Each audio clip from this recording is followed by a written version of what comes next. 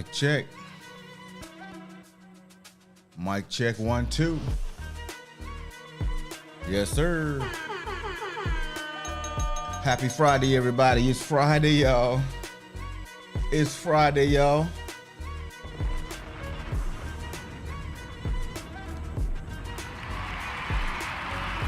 And we're back. Welcome to Morning Motivation, your daily dose of inspiration and empowerment.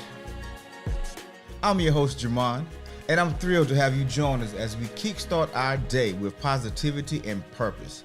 So whether you're here to seek motivation, connect with like-minded individuals, or simply get your day started on the right foot, you've come to the right place. And since you're here, go ahead and hit that like button. Let me know that you're here. Say hello in the chat. Speak. We're from the South. We have manners. Say what's up, y'all, or hey, y'all, as they say in the South. But if you from the North, what up, my G?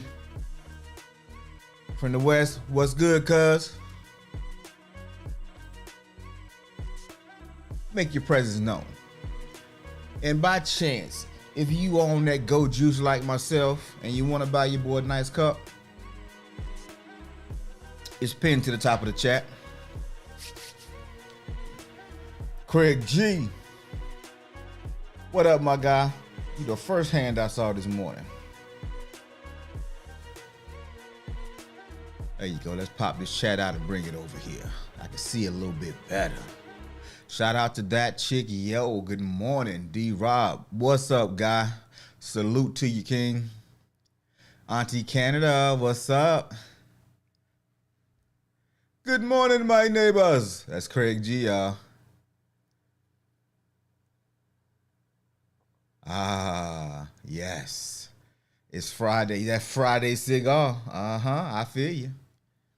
D-Rob said, and I got a date tonight. I'm chilling. Your boy is good. Your boy is good. And it sounds like y'all doing good as well. Well, just a forewarning. Today's show is not going to be a long one. I've been put on a last minute gig and I have to be somewhere relatively soon. And I almost didn't do a show this morning because I was a little in my feelings, y'all. I'm happy. Don't get me wrong. Your boy's still happy. But yo, I hate when other people manipulate or, let's say, move my time and I wasn't aware that it was being moved at the moment. And I had already made some plans, so kind of threw me off a little bit. And this week has been a long week. I worked a lot of late nights. And I'm so glad we're doing this show in real time. In real time. My bad, Craig G. In real time, because this is life. This is what happens. So today's title, I put the pattern that we fail to recognize. So I want to start out with a question. Put a 1 in the chat if you've made a plan, you've done all your due diligence to make sure that that plan has a chance to succeed, and then all hell breaks loose. All hell breaks loose around your life, and it just throws you off your plan. Put a 1 in the chat if you've experienced that.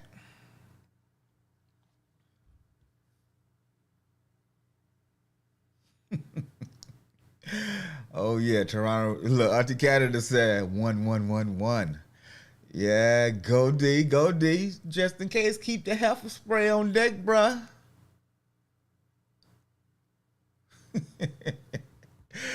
Oh yeah. With every plan that we create, and this is how powerful we are as people. With every plan that we create, every good intention, there's some sort of disruption that happens.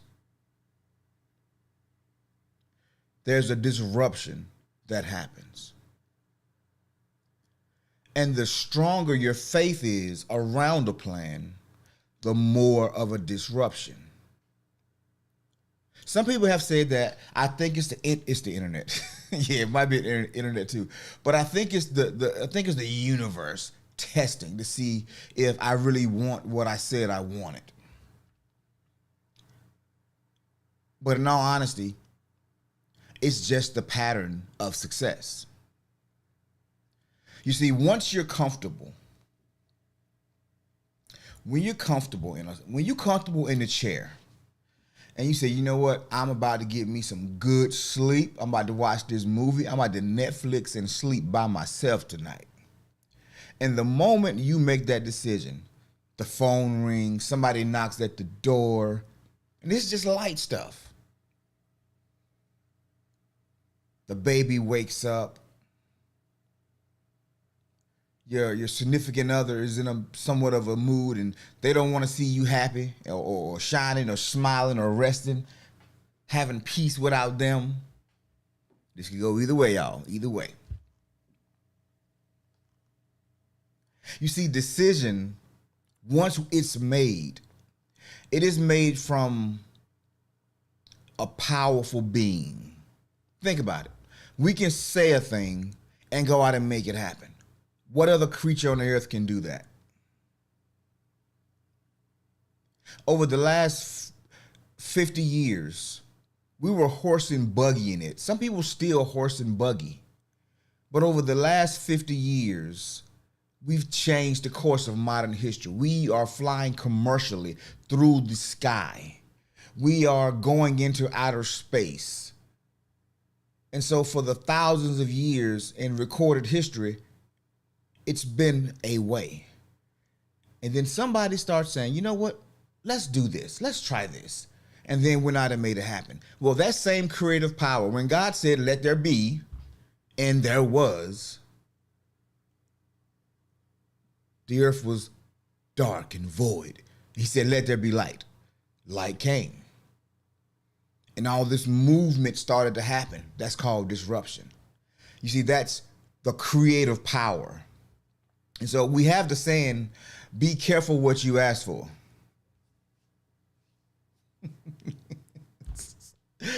D-Rob said, gonna take her to Zaxby's and see if she appreciate it. That's the real test. Let's use D-Rob for an example. When we first started this show, way back, last September, we started asking, what do you want? What do you want? And one of the things D-Rob said was, I want to coach. I want to coach more than anything else. And so over the course of a couple of months, because he declared that he wanted to coach, because he knew what he wanted, he went through heartbreak. He went through uncertain times. He went through confusion. And then opportunity opened up. You see, that's a pattern that we go through. And D-Rob, who's to say that if you were still going strong in that relationship that you would even took this opportunity?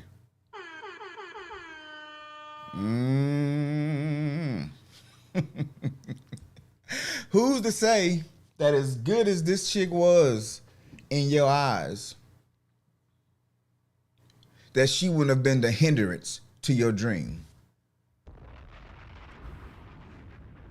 You see, when we want something, when we declare something, when we are looking for an outcome, disruption has to happen.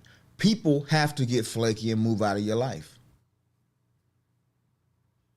Things have to happen to get you out of that place of comfort, that place of familiarity. And so when I say comfort is a trap, that's exactly what I'm talking about. I don't want to get up off this couch. I want to get this nap, but the phone is ringing. But you said you wanted to build a business. That's money calling. That's opportunity calling. Get up. Or at least be ready to get up at a moment's notice. I've been telling y'all since this show started, my goals, my dreams. And so now, disruption has happened all around my life. And I'm still sitting here saying,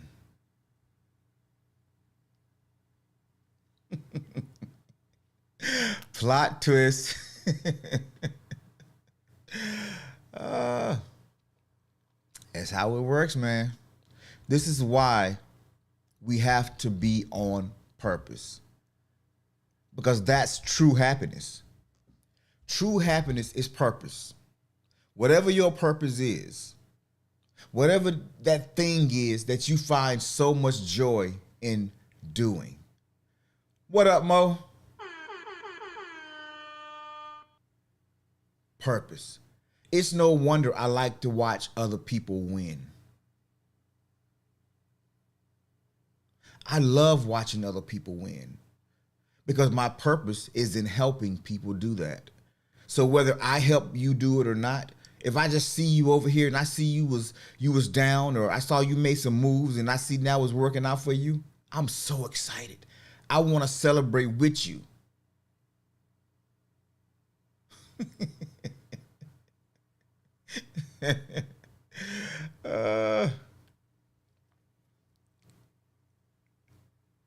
Purpose. And a lot of people are saying, I don't know what my purpose is. I don't really know what I'm called to do. And the thing is, we all have gifts inside of us. We all have natural aptitudes, things that we do easy, effortlessly. And it may be a talent.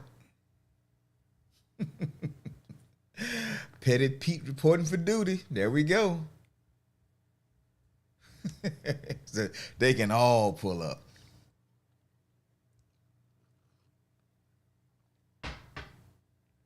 And it's not a bad thing. That pattern isn't a bad thing unless you don't recognize it. When you don't recognize that every time I say something, everything happens, that's when you should start getting excited, in all honesty.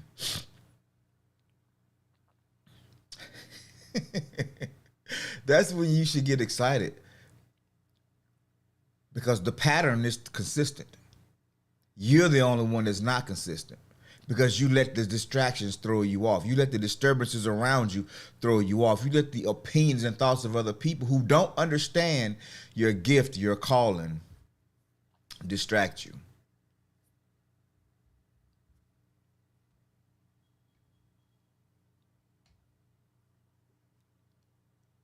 As I sit here, I have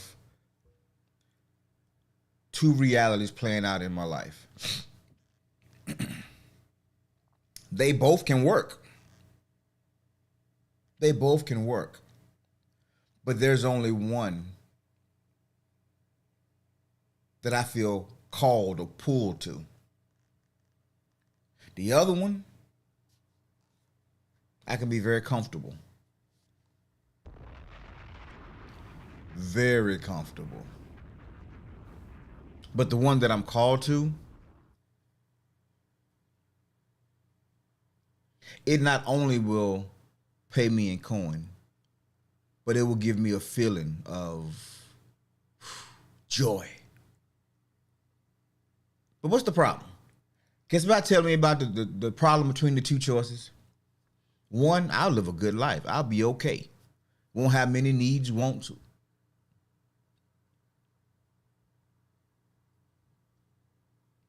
Not sure I ever feel like I'm in the right space though.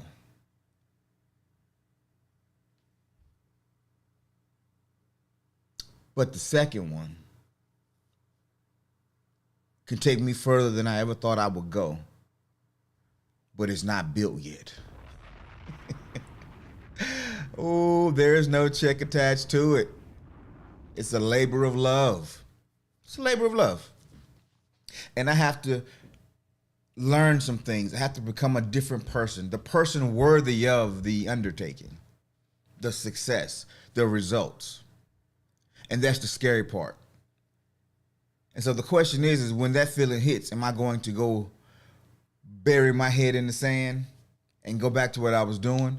Or am I going to keep pressing? Am I going to keep pressing?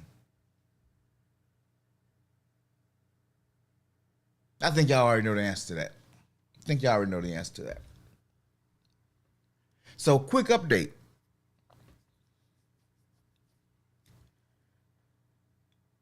Young Jordan is now a official licensed driver. He got his license, y'all. Wednesday, the DMV was a success. And y'all never guess what happened. We walk into the DMV, got paperwork in hand, knowing that we are going to have success this time. But it didn't start that way. I pulled up to the crib. He was standing outside waiting, papers in hand, but he had a look of confusion on his face, which made me a little confused. I'm thinking, okay, I got the insurance paperwork. He got his driving log. What else do we need? We good. Y'all, this dude walked to the truck and said, "Hey, Pops, I can't find my permit, man." I can't find my permit, man. This joker in a week's time has lost his permit. One of the 3 key pieces he need to take this road test. And so I just stared at him for a second with some bewilderment on my face. I didn't say nothing. I just looked at him like, as I said, I thought we was handling business. It's like, "Pop, I had everything. I don't know what." Wait, let me make a phone call. He called his best friend. He said, "Yeah, I left my wallet in his car. He got it for me. We got to go pick it up."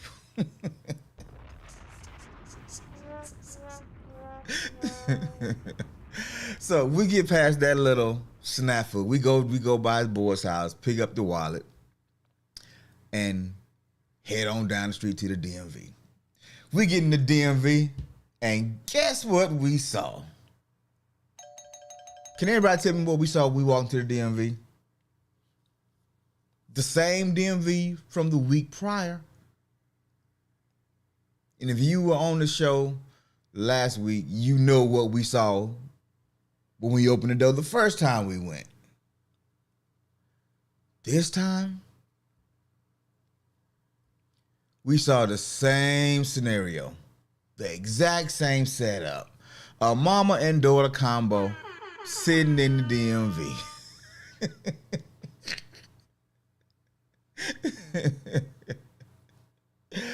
Oh, man.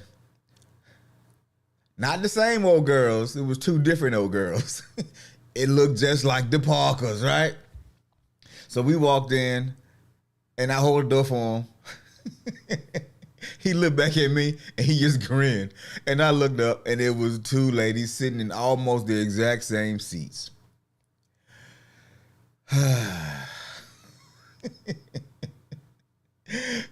But they weren't like the first 2. They was like the anti mama-daughter group. And we just sat there and we laughed. And we laughed. See, Craig trying to get me stabbed. And so I said, "Son, this is a learning lesson. This is a learning lesson right now. When an opportunity presents itself, you gotta strike when the iron is hot. You can't wait for tomorrow. You can't wait for another day and hope I'm gonna run into them again. No, son. When the moment is right, you gotta seize it." So that was the learning lesson for today. And then he gets into the examiner, and it was an older gentleman, probably about 75. And he was proud to see a black father and son, because I don't think he see many fathers coming in with their kids, in all honesty, because he looked shocked when we went back there. "Hey, Dad, no, don't sit down.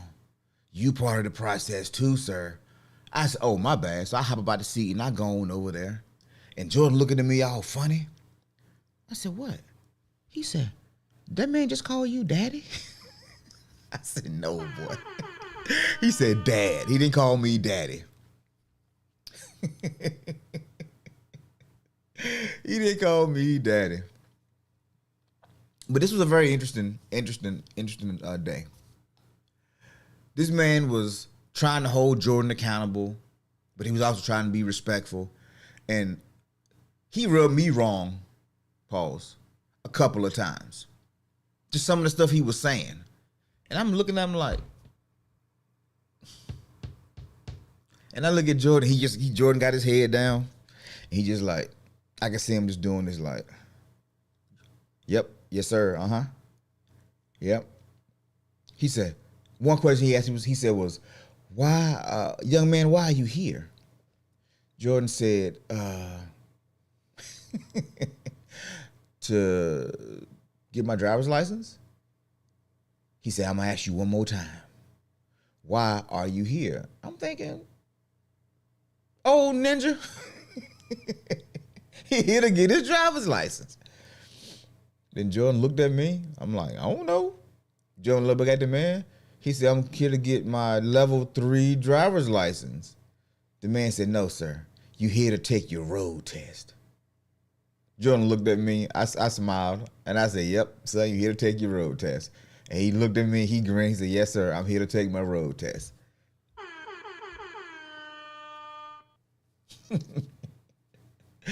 Now, that situation could have went wrong a couple of different ways.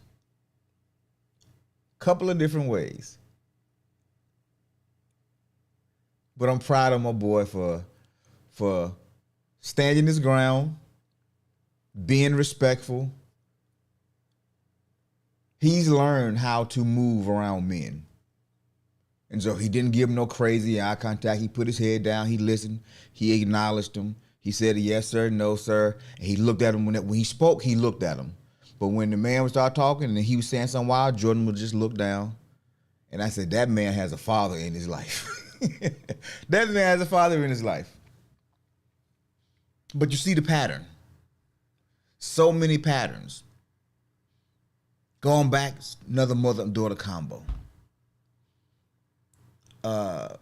Not doing too much examiner, but he was challenging him on things that he probably shouldn't have challenged him on. I'm like, this driving test is gonna be complicated, but Jordan got it.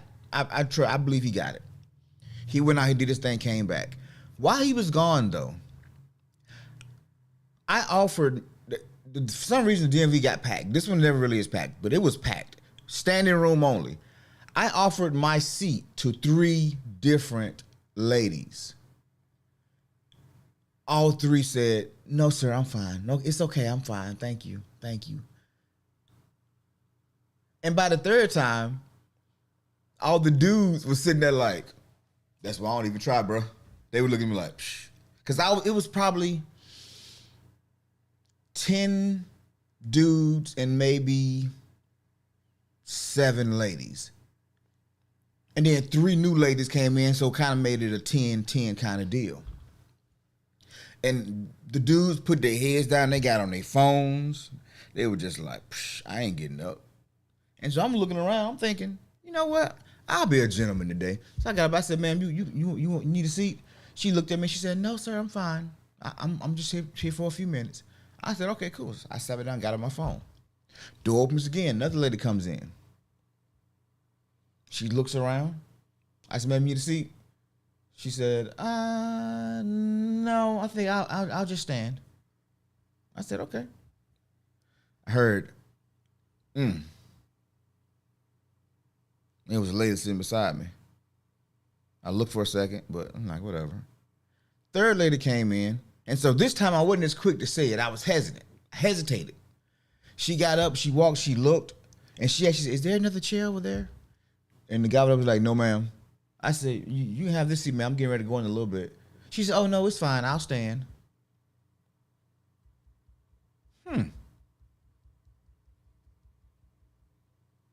So I sat back, got back on my phone. I still ain't thinking nothing of it. But I started hearing laughter. And what I didn't see was a lady. It was 2 ladies that were sitting in seats.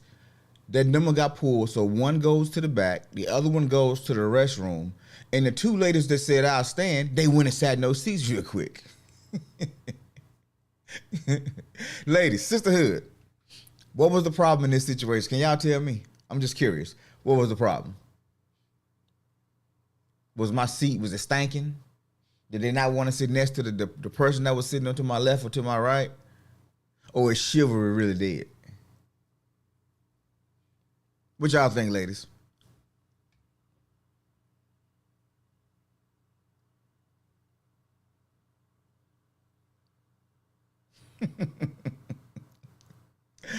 D. Russell, I remember pulling up to the DOV to do my road test. I pulled up with the speakers banging.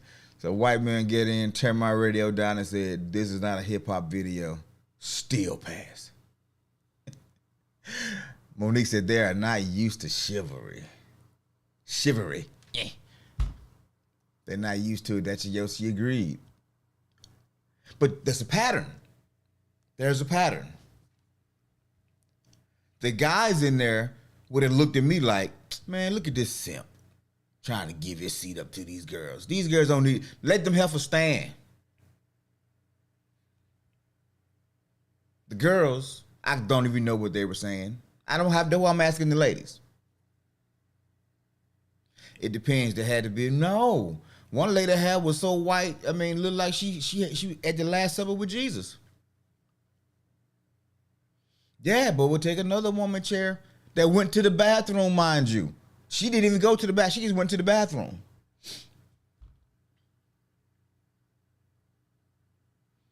So the only thing that popped in my mind was, if a man can stand, I can stand.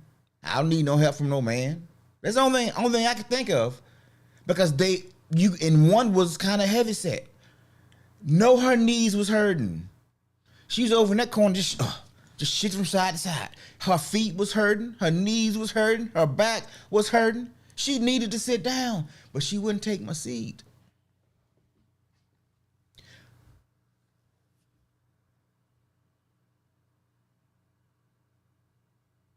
And I didn't feel no way about it because I'm good. I'm comfortable. I was willing to be a little uncomfortable so you could have comfort. But if you don't want to be comfortable, suit yourself. But it's a pattern that I'm noticing in the world. And so when you see patterns, when you start to recognize these patterns, you know that something is shifting, something is changing. And the question you have to ask yourself is, how, one, am I feeling a way that is changed? Dreaming of a chair. Oh, I wish I had a chair. Oh, Lord, send me a sign. I remember that, who was it? Bruce Almighty. And he was in the car, Lord, give me a sign. She was like, Lord, send me a chair. Oh, no, there's a chair. Oh, no, I'll stand. Lord, send me a chair.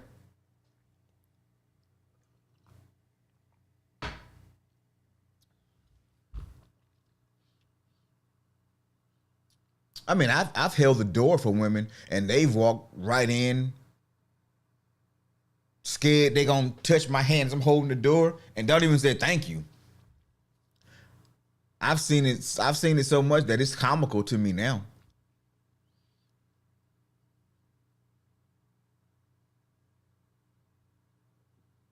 But why do I notice it more? Why am I seeing these patterns over and over again? Because I spoke some things. I declared some things. Big things that I want to accomplish and do. And if I were getting mad every time, or getting upset every time, or stop being me because people don't know how to act, how would I ever accomplish my mission? My goal is to impact 10,000 families through fatherhood, through manhood. How can I impact those 10,000 families if I get offended so easily? She didn't want my chair, cool. She didn't say thank you. I didn't do it for her to say thank you. I did it because I'm going in and it's in me to be a little chivalrous. But I'm not doing it for the thank you or the sentiment or the whatever. It'd be cool, but that's not my intent. My intent is to change the culture. And so I recognize all these patterns. But before I recognize the patterns, oh yeah, man, I ain't holding these door for these chicks. Man, I ain't offering my seat. Y'all can kick rocks. My knees tied too.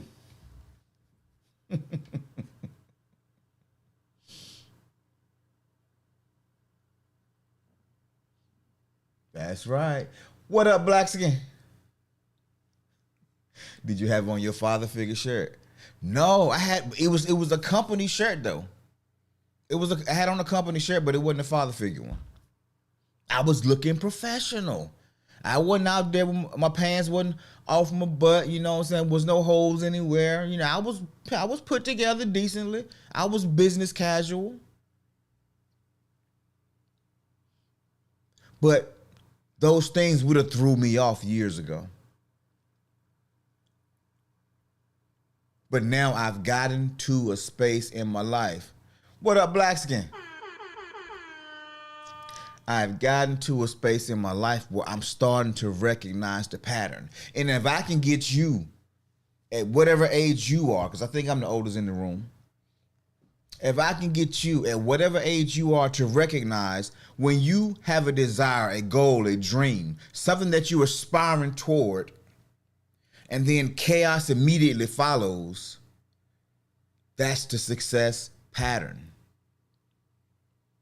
That's the success pattern. Because if you want something,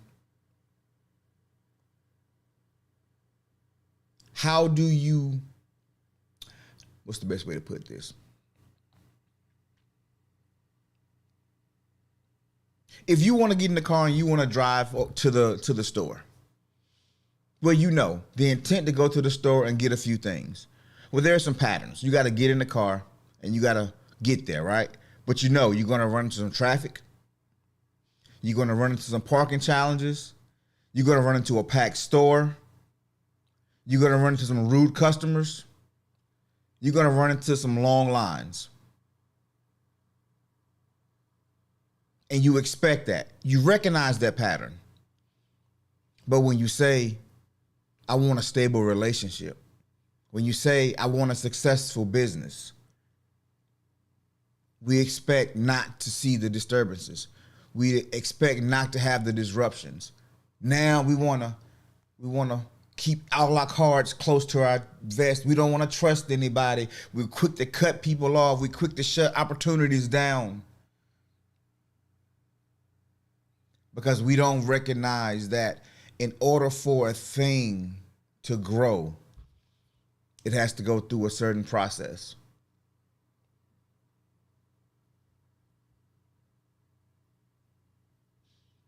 Monique says, be the calm in the storm. You have a goal.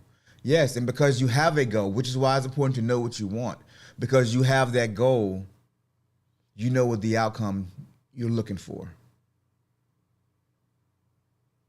And because you know the outcome, you know there's going to be some trials along the way. But I'm going to stay the course until I get it. Monique says, that's when the disruption really starts. Yep. And so there's this pattern that we see, and it makes us stop. It makes us talk bad about it. It makes us go the other direction. It makes us go back to the place that we're comfortable in. I've seen so many times. I've experienced it when I was younger. I'm gonna make this change. I'm gonna start working out tomorrow. I'm gonna go do this. I'm gonna go do that. Ooh. And so many things get in my way. D. Rob says, in order for a thing to grow, you have to go through the process. Yeah. Yep. Sometimes we put too much emphasis on what another person does in our life, that if that person doesn't agree, leaves us, switches up at the last minute, it destroys our confidence. It destroys what we're trying to do.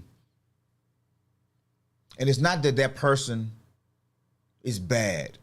It's not that that person just don't understand.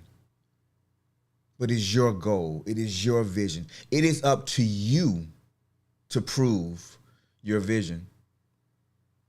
And you can't want them to want something as bad as you want it, at the same level you want it, because it's your dream. It is your goal.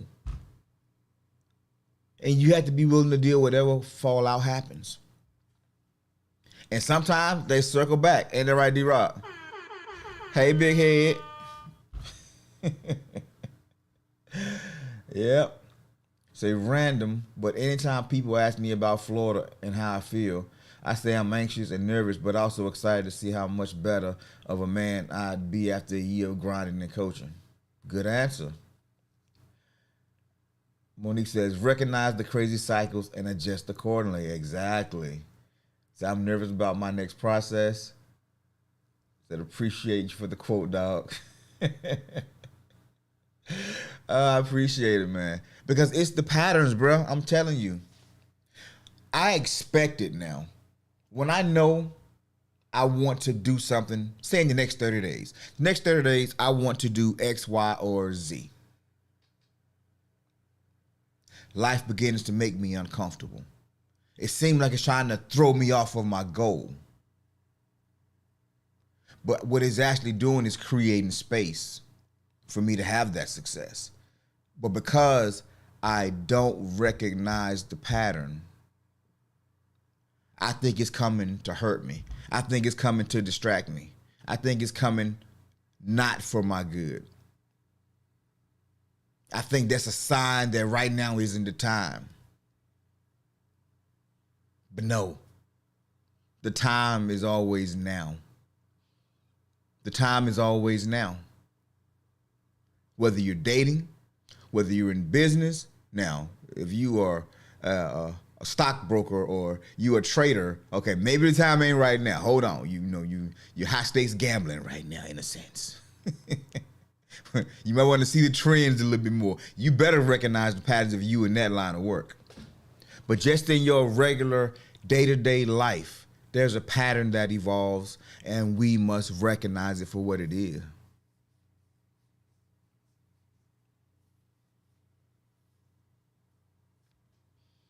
Appreciate you, Auntie Cannon. Look at Auntie keeping me straight. I'm about to end it. I'm about to end it right now. I was gonna give it to 740, and it's 740. So yeah, I just want to hop on this morning, give y'all the update on Lil Jordan. You know what I'm saying? Now we in the car buying process.